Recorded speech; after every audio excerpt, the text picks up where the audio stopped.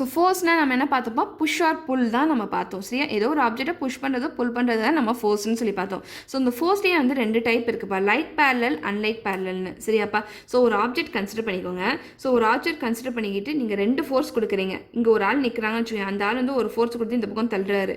இன்னொரு ஆள் நிற்கிறாங்க, அவரும் வந்து ஒரு ஃபோர்ஸ் கொடுத்து இந்த பக்கம் தள்ளுறாங்க. ஸோ 2 பேரும் ஒரே பக்கம் ஃபோர்ஸ் கொடுக்குறாங்க. சரியா, ஸோ ஒரே பக்கமாக பேரலாக வந்து ஃபோர்ஸ் கொடுக்குறாங்க. ஸோ அதனால் இந்த ஃபோர்ஸ் நம்ம என்ன சொல்லுவோம்னா லைக் பேரலல் ஃபோர்ஸ்னு சொல்லுவோம். சரியாப்பா, ஸோ அன்லைக் பேரலல் ஃபோர்ஸஸ் அப்படின்னா என்னென்னா 2 பேர் இருக்காங்க. சரியா, ஒரே ஆப்ஜெக்ட் இருக்குது, 2 பேர் இருக்காங்க, இந்த பக்கம் நிற்கிறாங்க.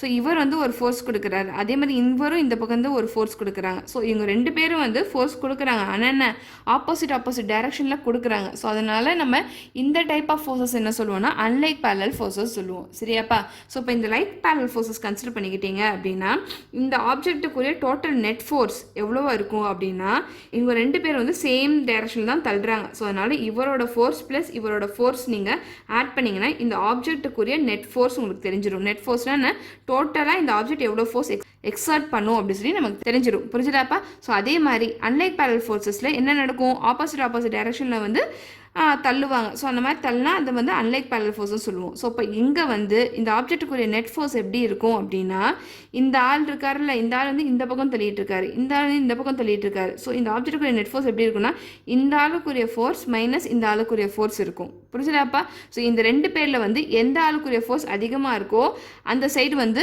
இந்த ஆப்ஜெக்ட் மூவ் ஆயிரும். ஃபார் எக்ஸாம்பிள் இவர் கொடுக்குற ஃபோர்ஸ் அதிகமாக இருக்குது, இவர் கொடுக்குற ஃபோர்ஸ் கம்மியாக இருக்குது அப்படின்னா என்ன ஆகும், இந்த ஆப்ஜெக்ட் வந்து இந்த பக்கம் மூவ் ஆயிரும். ஏன்னா இவர் இந்த பக்கம் தான் ஃபோர்ஸ் கொடுக்குறாரு, ஃபோர்ஸ் எந்த டைரக்ஷனில் இருக்கோ அந்த டைரக்ஷனில் வந்து மூவ் ஆயிரும். புரிஞ்சுதாப்பா, ஸோ இன்கேஸ் இவங்க 2 பேர் கொடுக்குற ஃபோர்ஸ் வந்து ஈக்குவலாக இருக்குது அப்படின்னா என்ன ஆகும், 2 பக்கமும் என்ன தான் தள்ளினாலும் இந்த ஆப்ஜெக்ட் மூவ் ஆகுது. ஏன்னா இவரோட ஃபோர்ஸும் சப்ராக்ட் பண்ணும்போது 0 ஆயிரும், நெட் ஃபோர்ஸ் வந்து 0 ஆயிரும், இந்த ஆப்ஜெக்ட் மூவ் ஆகாத அதே இடத்துல இருக்கும். ஸோ இந்த ஸ்டேட் நம்ம என்ன சொல்லுவோம்னா ஈக்லிபிரியம் ஸ்டேட் அப்படின்னு சொல்லி சொல்லுவோம்ப்பா. புரிஞ்சுதாப்பா, லைக் அண்ட் அன்லைக் பேரலல் ஃபோர்ஸஸுக்குரிய வித்தியாசம் புரிஞ்சுதா? ஸோ நெக்ஸ்ட் நம்ம வந்து டார்க் அண்ட் மொமெண்ட் கான்செப்ட் பார்க்க போகிறோம்ப்பா. ஸோ டார்க்னா ஒன்றும் கிடையாது, நான் ஒரு எக்ஸாம்பிள் சொல்கிறேன், அதை பார்த்தீங்கன்னா உங்களுக்கு புரிஞ்சிடும். ஃபார் எக்ஸாம்பிள் நம்ம டே டு டே லைஃப்பில் வந்து நம்ம டெய்லி டோர் திறப்போம். என்னைக்காச்சும் நீங்கள் யோசிச்சிருக்கீங்களா, டோருக்குரிய நாப் எப்போவுமே வந்து இந்த கார்னரில் தான் இருக்கும், ஏன் இப்படி இல்லை நடுவில் இல்லை, ஏன் அந்த பக்கம் இல்லைன்னு சொல்லி நீங்கள் யோசிச்சிருக்கீங்களா? சரி, எதுக்காக நான் சொல்கிறேன் சரியா, ஸோ டோரோட வேலை என்ன, பர்டிகுலர் ஆங்கிளுக்கு வந்து இந்த வுட்டை வந்து அவங்க வந்து ரொட்டேட் பண்ணணும். சரியா, ஸோ ஏதோ ஒரு ஃபோர்ஸ் நம்ம இங்கே கொடுக்கும்போது இந்த வுட்டு வந்து ஏதோ ஒரு பர்டிகுலர் ஆங்கிளுக்கு ரொட்டேட் ஆகணும். சரியா, இந்த ரொட்டேட் ஆகிற மோஷன் தான் நம்ம என்ன சொல்லுவோம்னா டார்க் அப்படி சொல்லி சொல்லுவோம். சரியாப்பா, ஸோ இப்போ இந்த சீக்கிரமாக இப்படி ரொட்டேட் ஆகிறது எப்போ நடக்கும் அப்படின்னா உங்களோட ஹிஞ்ச், இதுதான் ஹிஞ்சுன்னு சொல்லுவோம். சரியா, இந்த ஹிஞ்சுக்கும் உங்களோட நாபுக்குரிய டிஸ்டன்ஸ் இருக்கா இல்லையா, இந்த டிஸ்டன்ஸ் அதிகமாக இருக்கும்போது தான் உங்களுக்கு வந்து சீக்கிரமாக ரொட்டேஷன் நடக்கும். சீக்கிரமாக எப்படி ரொட்டேஷன் நடக்கும் சொல்கிறேன் அப்படின்னா இந்த ஹிஞ்சுக்கும் இதுக்கும் டிஸ்டன்ஸ் அதிகமாக இருந்தால் இந்த இடத்துல நீங்கள் கம்மியான ஃபோர்ஸ் கொடுத்தா போதும், ஈஸியாக வந்து ஓப்பன் ஆயிரும் டோரு. இதே நாபை தூக்கிட்டு போய் நான் இங்கே வச்சேன் அப்படின்னு சொல்லி வச்சுக்கோங்களேன், இந்த 2த்துக்கும் டிஸ்டன்ஸ் கம்மியாக இருக்கா இல்லையா, ஸோ அதனால் உங்களோட ஃபோர்ஸ் வந்து அதிகமாக இருக்கணும் இந்த டோர் ஓப்பன் பண்ணுறதுக்கு. புரிஞ்சுதாப்பா, ஸோ அதனால் எப்போவுமே வந்து நாப் எப்போவுமே இங்கே தான் வைப்பாங்க, ஏன்னா கம்மியான ஃபோர்ஸ் கொடுத்தா கூட ஈஸியாக ஓப்பன் பண்ணிடலாம் அப்படின்னு சொல்லி.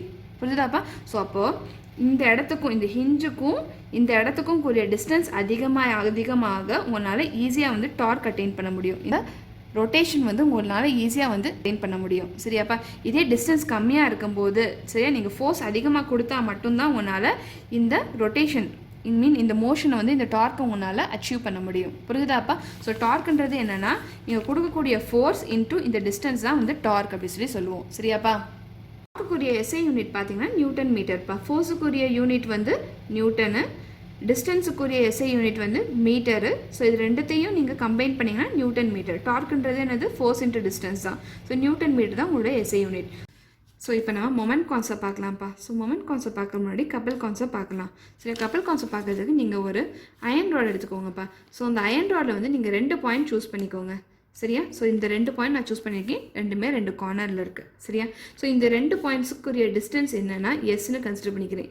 ஸோ இந்த பாயிண்ட்டுலேருந்து எஸ் டிஸ்டன்ஸ் தள்ளி இந்த பாயிண்ட் இருக்குது ஒரே ஆப்ஜெக்டில். புரியுதா, ஸோ இப்போ நான் என்ன பண்ணுறேன்னா இந்த பாயிண்ட்டுக்கு இருக்கா இல்லையா, இந்த சைட்லேருந்து நான் ஒரு ஃபோர்ஸ் கொடுக்குறேன். சரியா, நெக்ஸ்ட் இந்த பாயிண்ட்டுக்கு இருக்கா இல்லையா, இந்த சைட்லேருந்து ஒரு ஃபோர்ஸ் கொடுக்குறேன். ஸோ இப்போ இந்த 2 ஃபோர்ஸ் பார்த்தா உங்களுக்கு எப்படி இருக்குது, அன்லைக் பேரலல் ஃபோர்ஸஸ் மாதிரி இருக்கா? எஸ், இந்த ஆப்ஜெக்ட்டு இந்த சைட்லேருந்து ஒரு ஃபோர்ஸ் கொடுக்குறேன், அந்த சைட்லேருந்து ஒரு ஃபோர்ஸ் கொடுக்குறேன்.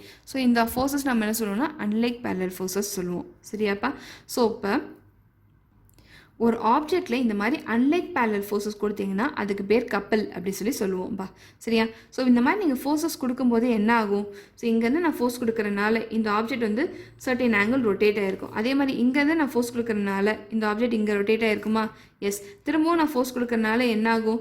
திரும்பவும் இப்படி ரொட்டேட் ஆயிரும். இதுவும் வந்து இப்படி ரொட்டேட் ஆயிரும். திரும்பவும் வந்து ஃபோர்ஸ் கொடுக்கறனால இங்கேருந்து இங்கே ரொட்டேட் ஆயிரும். சரியா? ஸோ இந்த ஆப்ஜெக்ட் வந்து இங்கேருந்து இங்கே ரொட்டேட் ஆயிரும். ஸோ இந்த மாதிரி சுற்ற ஆரம்பிச்சிடும் இந்த ஆப்ஜெக்ட். சரியா? ஸோ இந்த மாதிரி சுற்றுற எஃபெக்ட் தான் நம்ம என்ன சொல்லுவோம்னா மொமெண்ட் ஆஃப் கப்பல் அப்படி சொல்லுவோம்ப்பா. புரிஞ்சுதாப்பா? ஸோ இந்த சுற்றுற எஃபெக்ட் தான் நம்ம என்ன சொல்லுவோம்னா மொமெண்ட் அப்படி சொல்லுவோம். சரியாப்பா? ஸோ மொமெண்ட்ன்றது ஒன்றும் கிடையாது, ஃபோர்ஸ் இன்ட்டு எஸ். எஸ்ன்றது இந்த டிஸ்டன்ஸ். சரியா? இந்த ரெண்டு பாயிண்ட்டுக்கு இடையே உள்ள டிஸ்டன்ஸ் தான் எஸ். ஸோ நீங்கள் கொடுக்குற ஃபோர்ஸ் இன்ட்டு டிஸ்டன்ஸ் தான் வந்து மொமெண்ட். புரிஞ்சுதாப்பா? ஸோ டார்க்குக்கும் மொமெண்ட்டுக்கும் வித்தியாசம் புரிஞ்சுதா?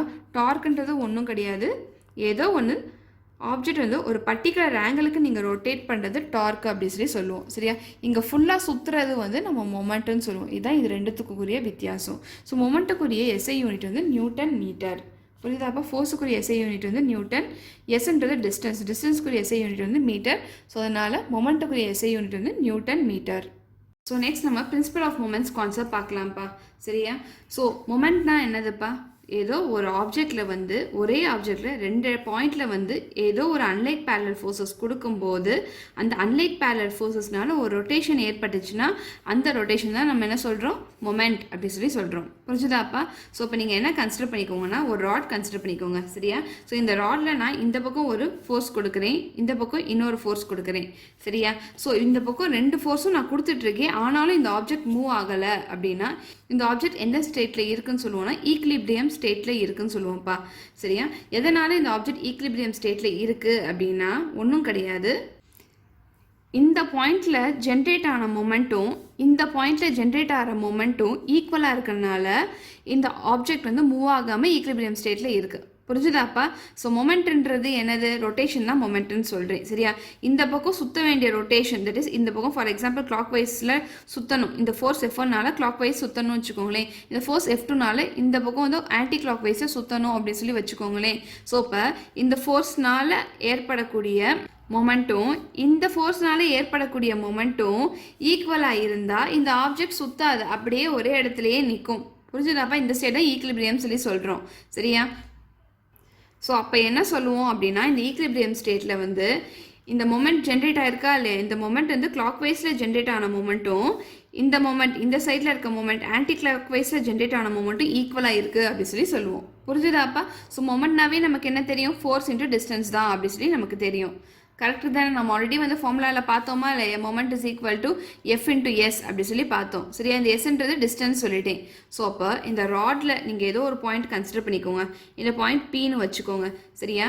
ஸோ இந்த பாயிண்ட்ல இருந்து ஏதோ குறிப்பிட்ட டிஸ்டன்ஸ் தள்ளி இந்த ஃபோர்ஸ் F1னால ஜென்ரேட் ஆன மொமெண்ட்டும் இதே பாயிண்ட்ல இருந்து குறிப்பிட்ட டிஸ்டன்ஸ், தட் இஸ் D2ன்ற டிஸ்டன்ஸ் தள்ளி இந்த பாயிண்ட்ல இந்த ஃபோர்ஸால ஜென்ரேட் ஆன மொமெண்ட்டும் ஈக்குவலாக இருந்துச்சுன்னா இதை நம்ம ஈக்லிபிரியம் ஸ்டேட்டில் இருக்குன்னு சொல்லுவோம். ஸோ அந்த ஈக்குவேஷன் தான் நான் எழுதியிருக்கேன். ஈக்லிபிரியம் ஸ்டேட்டில் எப்படி இருக்கும்னா இந்த பக்கம் ஜென்ரேட் ஆகிற மொமெண்ட்டும், தட் இஸ் கிளாக் வைஸில் ஜென்ரேட் ஆகிற மொமெண்ட்டும் ஆன்டி கிளாக் வைஸில் ஜென்ரேட் ஆகிற மொமெண்ட்டும் ஈக்குவல் அப்படி எழுதியிருக்கேன். புரிஞ்சுதாப்பா? ஸோ இப்போ என்ன பண்ணுங்கன்னா இந்த மொமெண்ட் ஃபார்முலா யூஸ் பண்ணி இந்த சைடில் கிளாக் வைஸ்னால ஒரு மொமெண்ட் ஏற்பட்டுச்சா இல்லையா, ஸோ அந்த மொமெண்ட்டுக்கு நீங்கள் ஈக்குவேஷன் எழுதுங்கப்பா. அதே மாதிரி இந்த சைடில், சரியா? ஸோ இந்த சைடில் வந்து ஆன்டி கிளாக் வைஸ்னால ஒரு மொமெண்ட் ஏற்பட்டுச்சா இல்லையா, அந்த மொமெண்ட்டுக்கு ஈக்குவேஷன் எழுதுங்க. சரியா? ஸோ ஈக்குவேஷன் எழுதுங்க, அந்த ரெண்டு ஈக்குவேஷன் ஈக்குவலாக இருக்கும். சரியா? மொமெண்ட்டுக்குரிய ஈக்குவேஷன் நமக்கு தெரியும், அது என்னென்னா ஃபோர்ஸ் இன்ட்டு டிஸ்டன்ஸ் அப்படி தெரியும். ஸோ அப்போ இந்த பைவட் பாயிண்ட்லேருந்து எவ்வளோ டிஸ்டன்ஸ் தள்ளி இந்த ஃபோர்ஸ்னால மொமெண்ட் ஏற்பட்டுச்சு, D1ன்ற டிஸ்டன்ஸ் தள்ளி F1ன்ற ஃபோர்ஸ்னால மொமெண்ட் ஏற்பட்டுச்சு. ஸோ அப்போ இந்த moment of clockwise direction நீங்கள் என்ன எழுதுவீங்க அப்படின்னா F1 இன்ட்டு D1 அப்படி எழுதுவீங்க. ஸோ இதுக்குரிய ஃபோர்ஸ் என்னது? F1 இன்ட்டு இந்த டிஸ்டன்ஸ் என்னது? D1. சரியா? அதே மாதிரி இந்த ஆன்டி கிளாக் வைஸ்னால ஏற்பட்ட மொமெண்ட்டுக்குரிய ஃபோர்ஸும் டிஸ்டன்ஸும் எழுதுங்க சரியா. ஸோ இந்த பைவேட் பாயிண்ட்லேருந்து D2ன்ற டிஸ்டன்ஸ் தள்ளி F2ன்ற ஃபோர்ஸ்னால உங்களுக்கு ஒரு மொமெண்ட் ஏற்பட்டிருக்கு சரியா. ஸோ அப்போ நீங்கள் என்ன எழுதணும், F2 இன்ட்டு D2 சரியா. ஸோ இந்த ரெண்டு மொமெண்ட்டும் ஈக்குவலாக இருக்கிறதுனால இந்த ஆப்ஜெக்ட் மூவ் ஆகாமே அதே இடத்துல இருக்குது. ஒரு ஆப்ஜெக்ட் வந்து ஒரு ஃபோர்ஸ் அப்ளை பண்ணியும் உங்களுக்கு மூவ் ஆகாமல் இருக்குன்னு அப்படின்னா அந்த ஆப்ஜெக்ட் வந்து ஈக்குலிபிரியம் ஸ்டேட்டில் இருக்குன்னு அர்த்தம். புரிஞ்சுதாப்பா. ஸோ அப்படின்னா என்ன அர்த்தம் அப்படின்னா இந்த ரெண்டு ஃபோர்ஸ்னால ஏற்பட்ட மொமெண்ட்டும் ஈக்குவலாக இருக்கிறனால இந்த ஆப்ஜெக்ட் மூவ் ஆகலை அப்படி சொல்லி அர்த்தம். புரிஞ்சுதாப்பா.